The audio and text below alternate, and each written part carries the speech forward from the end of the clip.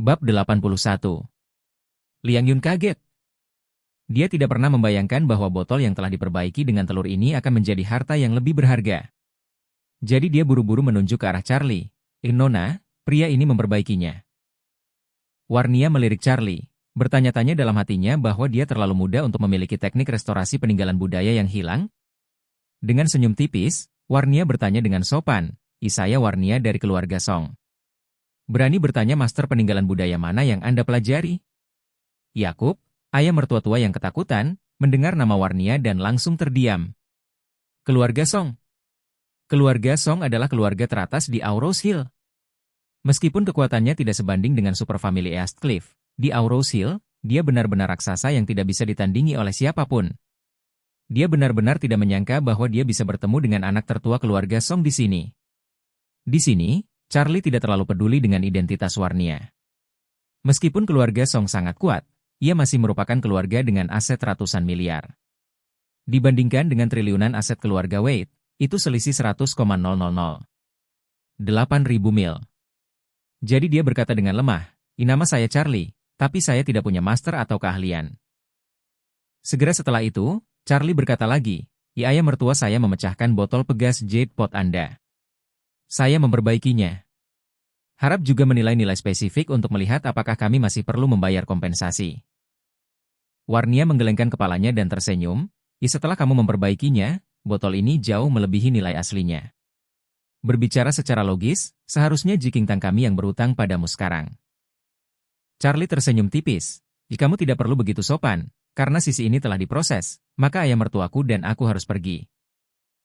Mata besar Warnia berubah sedikit, dan dia tersenyum dan berkata, "Tuan, saya tidak tahu apa nama belakang Anda dan bagaimana Anda dipanggil? Dapatkah Anda meninggalkan informasi kontak untuk komunikasi di masa mendatang?" Dengan itu, Warnia mengeluarkan kartu namanya, menyerahkannya, dan berkata, Tuan, ini kartu nama saya. Mohon diterima." Charlie mengangguk, menerima kartu nama, dan berkata dengan ringan, "Nama saya Charlie Wade, tapi saya tidak punya kartu nama." "Tidak masalah." Warnia berkata, apakah nyaman bagi Tuan Charlie meninggalkan nomor teleponnya?" Charlie merasa bukan hal yang buruk untuk mengenal lebih banyak orang, dan Warnia ini terlihat sangat sopan dan rendah hati, tidak seperti orang yang sombong dan mendominasi, dan terlihat menyenangkan untuk dilihat. Jadi dia bertukar nomor ponsel dengan Warnia. Warnia lalu berkata, "Tuan. Charlie, apa kau ingin aku mengirim mobil untuk mengantar kalian berdua kembali?" Charlie melambaikan tangannya dan berkata, Tidak, kami datang dengan mobil." Warnia mengangguk dan berkata, Aku harus mengantarmu." Setelah itu, Warnia mengirim keduanya ke BMW 530, menyaksikan Charlie pergi, dan berjalan perlahan kembali ke Jikingtang. Charlie menyetir kembali, dan tuan tua tidak dapat menahan diri untuk bertanya kepadanya, Charlie, dari siapa kau belajar kerajinan peninggalan budaya?" Secara alami, Charlie tidak dapat mengatakan bahwa dia menemukan 9 rahasia surgawi yang mendalam di botol yang dia pecahkan. Bagaimanapun, buku ini sangat ajaib. Ada begitu banyak kandungan di dalamnya sehingga dia masih perlu mencerna secara perlahan. Hal-hal tidak dapat diberitahukan kepada siapapun. Jadi dia berkata dengan santai, belajar dari seorang paman yang bertugas di panti asuhan." Tuan tua mengangguk dan mendesah, sungguh beruntung.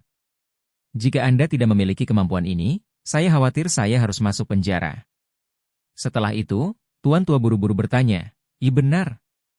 Anda tidak boleh memberitahu ibumu tentang masalah ini. Anda tahu?" Bab 82. Charlie mengangguk, aku kenal ayah." Tuan tua menarik napas lega, mengusap wajahnya, dan berkata dengan kesal, "Jika saya tahu Anda memiliki keahlian ini, maka saya tidak akan lari. Saya lelah dan setengah mati, dan saya ditampar beberapa kali. Sial, sial." Setelah berbicara, dia bertanya pada Charlie, apakah kamu masih bisa melihat tanda di wajahku?" Charlie berkata, masih ada sedikit kemerahan." Jacob bersenandung dan berkata, jika ibumu bertanya kapan kita sampai di rumah, kamu akan mengatakan bahwa aku tidak sengaja menabrak tiang telepon." Ketika mereka sampai di rumah, Charlie terlalu sibuk untuk pergi ke pasar sayur untuk membeli sayuran dan memasak. Dia menelepon Claire dan menanyakan apa yang ingin dia makan, tetapi dia menjawab bahwa dia akan memenuhi rencana pembangunan Doris pada malam hari, dan Doris akan menjamu dia untuk makan malam di Imperial Group. Segera setelah itu, Doris juga mengiriminya pesan singkat yang berbunyi, "EMR Wade, Nyonya Wade akan mulai bekerja di sini, jadi dia mungkin akan sibuk dalam waktu dekat, tolong jangan keberatan." Charlie bukanlah orang yang tidak masuk akal. Mengetahui bahwa urusan bisnis itu penting, dia menjawab, makanan perusahaan harus enak. Jangan biarkan dia makan kotak makan siang." Doris langsung berkata, "Jangan khawatir, saya akan mengatur restoran eksekutif perusahaan untuk membuat makan malam terbaik untuk menghibur wanita muda." Bagus, bagus sekali. Karena istrinya tidak mau pulang untuk makan malam, Charlie tidak terlalu memperhatikannya. Dia membeli beberapa bahan dan pulang untuk membuat makanan rumahan untuk orang tua dan ibu mertuanya. Setelah makan, pasangan tua itu keluar untuk berdansa persegi. Charlie berada di rumah sendirian, masih memikirkan beberapa konten misterius dalam 9 rahasia surgawi yang mendalam. Pada saat ini, dia tiba-tiba menerima telepon dari Stephen. Charlie tidak ingin menjawab panggilannya. Anak ini benar-benar sedikit terpesona, jadi dia dengan ramah mengingatkannya, tetapi dia memalingkan wajahnya dengan amarah, yang membuatnya merasa sedikit tercekik. Tapi memikirkannya, dia cukup menyedihkan, jadi Charlie masih menjawab telepon dan bertanya, "Ya apakah ada yang salah?" Di ujung lain telepon, Stephen terisak samar, Charlie, saudara yang baik, maafkan aku. Aku menyalahkanmu." Charlie mendengarnya menangis keras, merasa sedikit tak tertahankan, dan bertanya padanya, "Ya apakah kamu tahu yang sebenarnya sekarang?" Stephen menangis dan berkata, Setelah kamu selesai berbicara dengan saya, semakin saya memikirkannya, semakin saya merasa ada yang tidak beres, dan kemudian melalui posisi iPhone-nya, saya menemukan sebuah villa, tetapi saya mengetuk pintu dan pergi untuk menangkap mereka. Saya dipukuli oleh pria itu, sopirnya, dan pengurus rumah tangga, lalu saya diseret ke rumah sakit oleh layanan darurat." Berbicara tentang ini, Stephen pingsan dan berseru, "Charlie, saudaramu yang buta dan menyalahkanmu. Anda tidak harus marah dengan saya. Anda adalah satu-satunya teman baik saya. Jika Anda memalingkan muka, saya benar-benar tidak memiliki apa-apa saat saya di Aurose Hill." Charlie menghela napas dan berkata, Aku tidak menyalahkanmu. Di rumah sakit mana kamu sekarang?" "Saya di rumah sakit rakyat." Stephen berkata, Kaki saya dipukul oleh dia dengan tongkat baseball. Dokter berkata bahwa saya tidak bisa bangun dari tempat tidur selama periode ini. Lukisan yang Anda berikan kepada saya diambil oleh saya ketika saya mengejarnya. Bisakah Anda membantu saya untuk menggadaikan lukisan ini ke pegadaian? Semua uang saya telah masuk ke hotel, dan sekarang saya tidak punya uang dan tidak ada uang untuk perawatan? Setelah mendengar ini, Charlie segera bertanya, apakah mereka yang menyakitimu tidak membayar tagihan medis?" "Tidak." "Apakah Anda sudah menelepon polisi?" "Dilaporkan, itu tidak berguna. Polisi mengatakan saya masuk rumah tanpa izin, dan mereka memukuli saya, yang merupakan pembelaan yang sah." "Keterlaluan." Charlie dengan marah berkata, Tunggu, aku akan datang ke sana." Bab 83. Rumah Sakit Rakyat. Stephen terbaring di tempat tidur di unit gawat darurat. Dia terluka di mana-mana, dan kaki kanannya juga dipasangi gips, terlihat sangat menyedihkan. Charlie tidak bisa membantu tetapi bersimpati, pria besar yang salah paham terhadap wanita itu, dan akibatnya, bukan hanya hatinya yang hancur, tetapi tubuhnya juga dipukuli seperti ini. Ketika Stephen melihatnya masuk, air mata mengalir di matanya, bengkak seperti telur. "Charlie," Stephen tidak bisa menahan tangis begitu dia berbicara. Charlie berjalan ke depan dan berkata dengan ringan, Oke, itu hanya omong kosong, itu tidak sebanding dengan kesedihanmu." Stephen menangis dan berkata, Saya mengejarnya selama 3 tahun. Baginya, saya tidak punya harga diri selama bertahun-tahun ini. Aku benar-benar berubah menjadi anjing yang menjilati. Saya pikir saya akan memiliki segalanya pada akhirnya, tetapi saya tidak berharap itu berakhir seperti ini. Akhirnya, tidak ada apa-apa untukku. Stephen menangis terengah-engah dan berkata, Itu, tidak hanya ingin putus dengan saya tetapi juga ingin saya meninggalkan rumah. Sebagian besar uang yang saya hasilkan dalam beberapa tahun terakhir telah dihabiskan untuk dia. Uang jaminan 100,000 juga diinvestasikan di hotel, tetapi dia bahkan tidak ingin mengembalikannya kepada saya. Saya sangat buta, bagaimana saya bisa menyukai wanita yang begitu mengerikan? Charlie membujuknya. Stephen, jika seseorang mampu untuk meletakkannya, dia harus jatuh dan bangun lagi. Bagaimana dengan lukisan yang kuberikan padamu? Lukisan itu bisa terjual setidaknya 200,000. Cukup bagi Anda untuk memulai bisnis kecil lagi. Stephen mengangguk dan berkata, "Ya, lukisan itu ada di tanganku. Untungnya, Anda mengingatkan saya akan hal itu dan saya membawa lukisan itu. Kalau tidak, dia pasti mengambil lukisan itu." Charlie berkata, tidak apa-apa jika lukisan itu masih ada. Anda bisa berbaring dan tenang. Ngomong-ngomong, aku akan membelikanmu buah-buahan dan membayar biaya rawat inap. Stephen terharu hingga meneteskan air mata. "Charlie, saudara yang baik, terima kasih banyak, jangan khawatir, saya akan mengembalikan uang itu kepada Anda di masa depan." Charlie berkata dengan ringan, oke, kita bersaudara, jadi kurangi bicara yang tidak masuk akal." Setelah berbicara, dia meninggalkan lingkungan. Dia sedang terburu-buru dan tidak peduli tentang belanja. Melihat Stephen begitu menyedihkan, Charlie tidak tahan, jadi dia pergi membelikannya buah dan menggesek kartunya untuk menyetor 100.000 untuk dirawat di rumah sakit. Ketika kembali ke bangsal, Charlie menemukan bahwa pintu bangsal telah dibuka. Ketika dia datang ke depan, dia menemukan bahwa Lily sedang berdiri di depan tempat tidur Stephen dengan Zhaodong di pelukannya. Melihat mereka berdua masuk, Stephen bertanya dengan keras, apa yang kamu lakukan di sini?" "Di sini untuk mengolok-olok saya." Lily mencibir, siapa yang tidak melihatmu sebagai badut?" Setelah berbicara, dia tidak lupa untuk meludahi tanah, dan kemudian berkata, saya di sini untuk meminta lukisan Anda."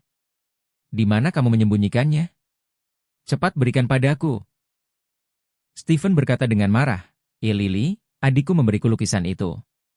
Mengapa Anda membutuhkannya?" "Berikan padamu."